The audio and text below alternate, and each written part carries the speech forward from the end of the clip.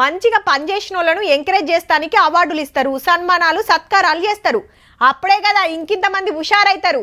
టీచర్లకు, ఆఫీసర్లకు, పోలీసులకు, ఆటగాళ్ళు, పాటగాళ్లకు, కళాకారులకు, కార్మికులకు ఇట్లా ఎందరికో వస్తాయి. అట్లనే సినిమాలకు సుత నంది అవార్డులని ఇస్తుండరు. అప్పట్లా తెలంగాణ వచ్చినాక బంద్ అయితే ఇప్పుడు మళ్ళా చాలా అవుతున్నాయి. ఈ ఉగాదికే గద్దర్ అవార్డులు వస్తారట. దాని మీదనే ఇలా మళ్ళొక మీటింగ్ పెట్టిండు చిన్న సీఎం బట్టి సారు. కమిటీలో ఉన్న డైరెక్టర్లు, యాక్టర్లు, ప్రొడ్యూసర్లు, కళాకారులు వచ్చి చాలాసేపే మాట్లాడిండ్రు. ఎవరికిద్దాం, ఎట్లిద్దాం, ఎప్పుడిద్దాం, అవార్డులు ఎట్లుండాలి, రూల్స్ ఏం పెట్టాలి, లోగో ఎట్లుండాలనే చర్చలు నడిచినాయి. సినిమాలకు అప్పట్లో నంది అవార్డులు ఇస్తుండే కదా, గాముచ్చట కూడా వెళ్ళిందట. తెలంగాణ రాష్ట్రం వచ్చినాక ఇచ్చుడే ఆగిపోయింది. ఓ పారి బతుకమ్మ అవార్డు, ఓ పారి సింహం అవార్డు, ఇంకో పారి తంగడ అవార్డు అన్నారు గాని ఏది ఇయ్యాలి.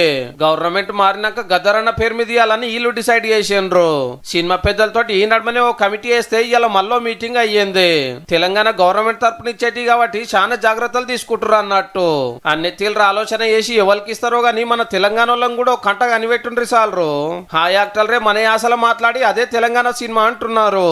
సినిమాలకు పెద్ద మార్కెట్ హైదరాబాద్, పెత్తనం అక్కడోళ్ళది. రాష్ట్రం వచ్చినా అట్లనే ఉన్నది.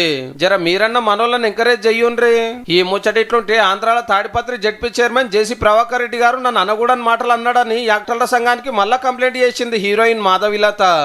సినిమా అమ్మాయిలు అనగానే ప్రతి ఒక్కళ్ళు ఇలానే మాట్లాడుతున్నారు, నోట్ క్వశ్చన్లు మాట్లాడుతున్నారు. పాలిటీషియన్స్ అయితే ఏంటి, టాలెంట్ పరంగా, నాలెడ్జ్ పరంగా చూసుకుంటే సినిమా వాళ్ళకే ఎక్కువ క్రౌడ్ పుల్లింగ్ కానీ నాలెడ్జ్ కానీ ఎక్కువగా ఉంటుంది.